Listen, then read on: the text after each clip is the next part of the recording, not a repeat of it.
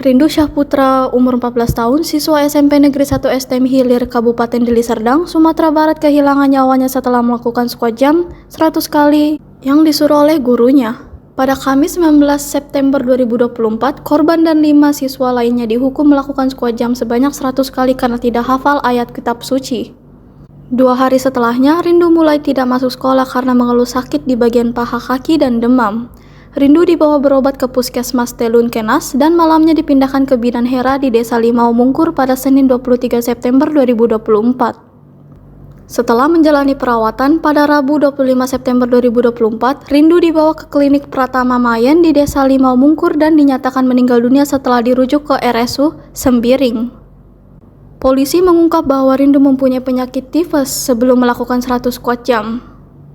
Hal ini diungkap dari rekaman medis yang dirilis oleh dokter dari RSU Serimbing.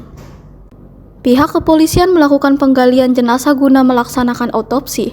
9 saksi telah diperiksa untuk mengungkap penyebab kematian Rindu, termasuk pihak sekolah, keluarga korban, dan lainnya. Ada dugaan tipes juga?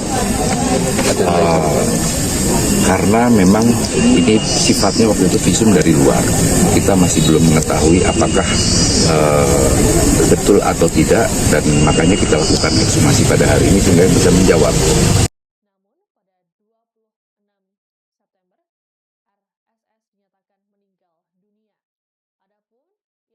Download Tribun X sekarang, menghadirkan lokal menjadi Indonesia.